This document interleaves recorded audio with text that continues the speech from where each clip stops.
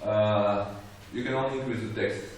That's always the way out for you, right? Because their level of text is still relatively low. But if you start to increase text, that will have a toll on the growth in the US. So then if you don't have a growth in Europe, if you don't have a growth in the US,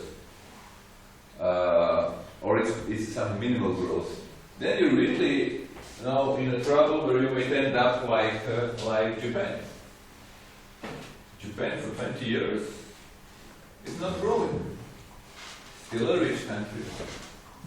I mean, still nice to go to Tokyo and see Ginza, full of lights, Ferrari shops, people buying Louis Vuittons here, but it's not growing. 20 years it's not growing. And this is the real danger that can happen. And why? Remember Japan. Why did it happen? Because of the huge level of the debt that has been accumulated in a relatively short period of time. Now, some people say it, but also because of inappropriate answer by the monetary policy in Japan. Maybe, but yes, I would say not maybe, but yes, but that might explain maybe 20% of the problem. It would have been 20% better, or 25% better, but it would not change completely.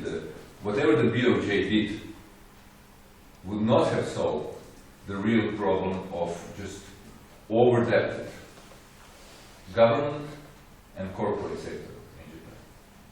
Now, the good thing is that the household sector is safe. Huge savings in the household. But also in Italy, large savings in the household sector.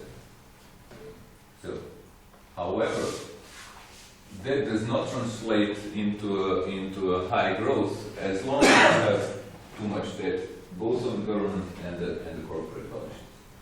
And that's going to be something that will require a long-term process. So I would say we'll have to wait 3, 4, 5 years more to really see,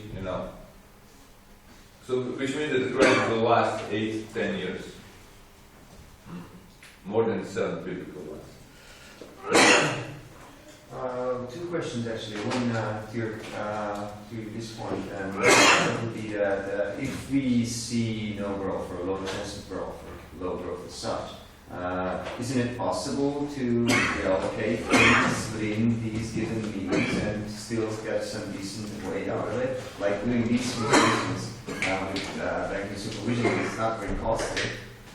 So whether you can comment on that, that would be one. And the second, which is exactly to this, is that if we assume that monetary relations to some extent are strong, at least in the ownership side, between the Eurozone and the Eurozone in countries, isn't it still a half solution to have only an opt-in for non-Eurozone countries in supervision? Yeah, absolutely. So, the answer to the first question is yes, it is possible and it has to be done. But again, that will take, you cannot do it overnight. These are not things that you can do within a year. It takes 2, 3, 4, 5 years for these reallocations, restructurings to really start to produce the results. And this is what will happen in the end, gradually. This is a part of the process, among other things. But it takes time. On the opt-in, what is now on the table for the outs of the Eurozone is not something which is acceptable for us. For Croatians, for Hungarians, for Swedes, for Poles, for UK, for anyone. Why? Because you would seize all your supervisory powers to the ECB and you will have non-voting seat, not a voting, so you will have no impact on what happens there. Plus, you would have to seize all your macroprudential tools to the ECB. What are the macroprudential tools? For example, if you want to limit credit growth, for example, you have excessive credit growth, you can impose different loan-to-value ratios. You want to have a mortgage loan, and then the central bank can ask, okay, but the minimum down payment on the mortgage loan, the amount of money that you have to put in, is, let's say, 40% of the value of the loan. So as you increase it, you're basically putting brakes on the credit growth. Or you can have minimum foreign exchange liquidity requirements in the loans, etc. Different sorts of market prudential tools. For any kind of such a tool, as is now envisaged in the Barnier proposal, you would have to go and ask the ECB, which makes no sense. No? Why? Because first, the ECB doesn't know your local conditions in the market, so they might make a wrong decision. Or two, they would say, let us think about it, and they would take 3 months to come back with the answer, which is not effective policy making. Yeah? So this is what we are now talking about. We're saying, look, it's not good that the ECB takes all that responsibility, particularly not for the non-Eurozone member countries. We cannot seize all independence in the monetary supervisory policy that we have, and in return, what do we get? We don't get even the access to the ECB because we're not the Eurozone members, nor anything else, credit, whatever. So there is a discussion now. I know the Hungarian position very well because we're coordinating among 10. We're the minority. So now the minority is coordinating to discuss things with the majority. So the things work this way. You have an equity meeting, all the governors and ministers of finance. Then that comes the ECB and the European Commission. They give a proposal. Then we go to one room. We go to another room. Really? This is what it looks like. With Vujcic, for example, he was organizing the last meeting, and then we discussed, oh no, what do we do? How do we position ourselves against that? And then it's trading in the end, what we're going to get. Also, the EBA, the European Banking Authority, is at the moment a mediator between the home and host supervisors. So, essentially, if you have foreign banks, as you have foreign banks, you're a host supervisor. And the home supervisor is one that is supervising the mother bank in the country from which it is coming from. So you're together, in a way, supervising the bank, you as a host, there as a home. And if you have a dispute, you do not agree as a supervisor on the quality of the loans, on the measures that you have to impose on the bank, then the EBA, European Banking Authority, in London, is a mediator. So they take two positions and they decide. So both supervisors then have to accept that. But in this case now, of the ECB taking role of the supervisor of all banks in the Eurozone, you would have only one home supervisor basically to talk to, and this is ECB. And the ECB, the Eurozone members, will be required to vote as a caucus in the EBA, which means all 17 of them go one way. So there's no way you can win the arbitration process in the EBA. So we who are out are... So we said no way, we want to agree to that. If you want to do it this way, then you have to change the rules of voting in the EBA, because the EBA was not created with having in mind the common supervision in the hands of the ECB. So this is a European thing. You have all these details that you have to think about, negotiate, etc. And as Olli Rehn said at the last meeting that we had 10 days ago, okay, it will be done in a good European way, protecting the interests of the minority. So now the non-Eurozone members, now women and kids, are protected minority in the European Commission. But we have to make sure that the whole thing is not set up in a way that it will really... We're also afraid, as Andras Schimmer Andras Schimmer just actually had a pretty much same line on some of our worries on the banking union, is that the introduction of the banking union will fragment the market, in a sense that you would have, once it assumes three pillars: European Deposit Insurance Scheme, which means that all the deposits will be insured in one institution. and that you have a common resolution scheme, which means if the bank gets into trouble, you would have a single institution at the European level that will bail out the bank or restructure the bank or create two hospital bank and a good bank, salaries, you have different ways. I don't have time to explain, but you have pretty much 4 or 5 main ways of dealing with a bank which gets into a trouble. But this is done through so-called resolution mechanism. Now, if this happens, you have a deposit insurance resolution and supervisor, then depositors in Hungary may think, look, now I have this huge deposit insurance scheme there, which covers in the Hungarian market this bank, but it doesn't cover 20 others. So maybe it's better for me to move the deposits to those that are covered by that. And therefore you're creating a fragmentation in the market where some smaller domestic owned banks may get into trouble because they will be simply disadvantaged. They will not have access to the deposit insurance scheme, to the resolution scheme, and they might not have the access to the ECB, which indirectly the other banks will have to their mother banks, which is not good. So there are different things that you have to be careful about and negotiate well, and this is why basically the whole thing was, I think, the Commission and the ECB still say it's going to start on the 1st of January of next year. I don't believe it's going to start on the 1st of January next year because we have to sort out all these issues before we can move on. At the moment there is this push, particularly from the Italy, Spain, and France, who is afraid of the instability that is going to spill over into the France, to do it as soon as possible, to tell markets now we have a banking union. And the others who say, okay, let's have a banking union, but let's first agree, what's the best way to design all these institutions in order for no one to be hurt by their creation. So this is something which is ongoing. I mean, you have the ongoing discussions, draft papers on that.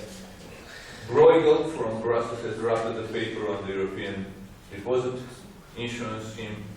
Nicolas Veron is working a lot on that, and some others. And we will gradually and relatively quickly having the parts of this new architecture being built. But even that will not solve the issue of the problem that we have at the moment in Europe. And this is the last slide. In the long run, you have to have a convergence between the north and the south. And this is pretty much the options that you have. From the economist's point of view, you don't have other options. Then, if you have a non-competitive south, competitive north, fixed exchange rate, fixed nominal exchange rate. So either you regain competitiveness by having the inflation in north, higher inflation in Germany than in Greece, and therefore unit labor costs in Germany increase faster than in the Greece, and therefore they converge back, because you had the 11 years of divergence, so they converge on the higher inflation in north and in the south. You saw that it was just the opposite way around on that graph for the last 10 years. Or you have deflation in south. So the Germans do not want to accept higher inflation in Germany. So there is no way to converge based on that. Then it has to happen through the deflation in the south. That is happening. You have a deflation in the southern Europe. But it's painful. Inflation is painful. And it takes a long time. By itself, it will take a very long time to produce the desired result. And meanwhile, because the deflation creates negative growth rates, you would have continued decline in the economic activity. Third solution to the problem is that you have transfers from north to south. So north sends money to south. That's also happened. EFSF, ESM, and the ECB lending are transfers from north to south. So far, official sector contingent liabilities, as we said, yes, no cash yet, but potentially paid out cash in the case of a default. Or you have a migration from south to north. So that alleviates the pressure on the labor markets in the south, and that is also happening. Last year, we had post-Second World War highest inflow of Greeks into Germany, immigration of Greeks into Germany. So this is also happening, but it's also a part, thin line of the whole process. Or you can have FDIs from north to south, because that alleviates the pressure on the deflation in the south, as you don't have to come down with the wages so much if you're able to increase the productivity fast enough, and therefore your unit labor costs can be converging based on the increase in the productivity rather than decrease in wages. So these FDIs from north to south would really help, and my point is always that should be focused in some way of the assistance policies from the north to the south. So the transfer of money, not insisting only on the cuts, but trying to create the conditions. But this is again structural things, and it cannot happen overnight, because you have to create the grounds, to accept foreign direct investment, which means less corruption, less administrative barriers, more efficient judiciary. Not the things that you can fix overnight, but you can work on that. This is of crucial importance, because this is a process which takes time. None of this can happen again in a very short run, and there is a very fine balance. How much do you get from the inflation in north, how much from deflation south, how much from transfers, migration, and the FDI transfer. It's a combination of all. Germans have, for the first time, German Minister von Schäuble has said that Germans have to be prepared to accept a bit higher rate of inflation in the next year. Trying to basically say, okay, we are aware of it, and we will allow some inflation in Germany now. But it's not going to be a lot, and in itself it will not solve the problem. It's going to be a combination of all these things further down the road. And yeah, the real question is, will that be done? Will it really work? And this is where I'm going to end it. Then I'm pretty much done with this lecture, but the next one, I can send by email. Oh, you come back. Or I can come back. Let me just make a comment about the last slide. What can we do with this slide? This is a tricky one. That's a tricky point. Convergence in what? In productivity, that's what you meant. The TFP, that basically, let's simplify, convergence is total factor productivity. Convergence in competitiveness. But it makes a hell of a difference how you define it. Because first, in the US, you have huge differences between the regions in factor productivity, right? Right. So, why do you need convergence? What would be that convergence different from different US locations and states? That's because you cannot treat the US as homogeneous, because there are a lot of differences. So you have to define a convergence. And then if you do that, your points are going to be quite different. Migration, for example, from north to south. Right? If you migrate from north to south, well, south to north, is productivity going to increase in north by that migration or decrease? How this is going to affect productivity is not obvious. And all this point assumes a closed economy. If the economy as a bloc and the EU is open, obviously capital inflow from the outside, south should be made more attractive. And that would open another type of of door within the EU, where looking at the EU from outside the EU, should it be homogeneous? Let's say from the point of view of FDI, that's not the FDI you are looking at, that's FDI within the EU, but FDI coming from outside the EU. Yeah, but if you're an investor from outside of the EU, what you will be looking at is maybe you will be looking at the ratio of the productivity and wages. So it's true that the wages in South are lower than in North, but less than the productivity is lower. So you have a bigger gap in productivity than in the wages. So when I say deflation, what I mean are the wages declining towards the level of productivity. When I say FDI, I mean productivity increase. So you have to close, what I want to say is you have to somehow close this large gap, which has opened up. Only 30%, only within the last 11 years. And you have to create some convergence. It doesn't have to be full, but it's clear, you know, that these guys down there have a problem of a constant accumulation of the debt because they are a constant current account deficit. Now you will say Australia had it for 20 years, so who cares? And that's exactly what people were saying for Europe. So, current account deficit, so what?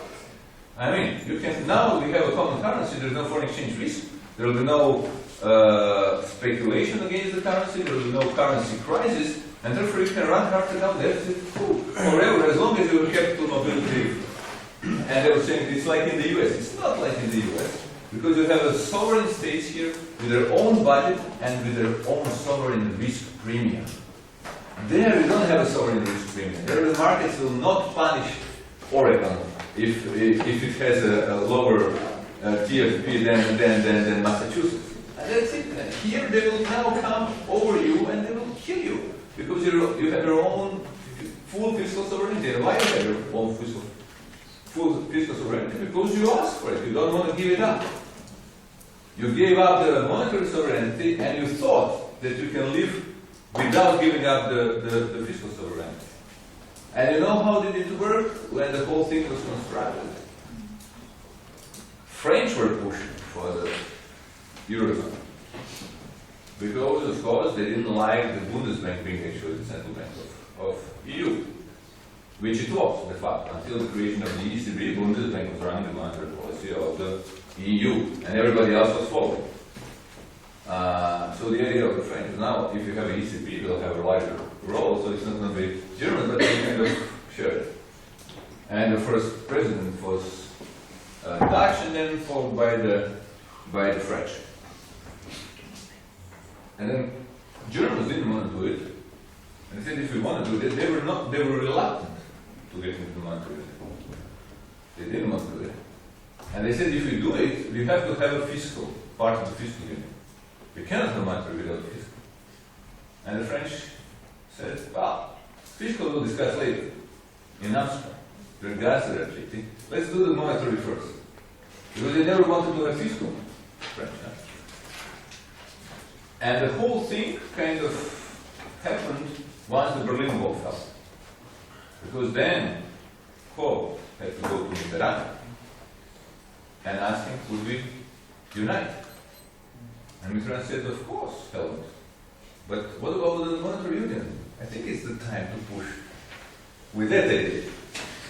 And I said, oh, okay, Francois, if you say so, let's do a deal. Germany united, Euro was launched, and the fiscal union discussion was left for the Amsterdam Treaty, where it never happened. And that's where we are. Yeah. Okay, thank you very much, Boris. I think we're out of time. I hope next time you're going to be able to give the next lecture as well. Okay. Thank you very much.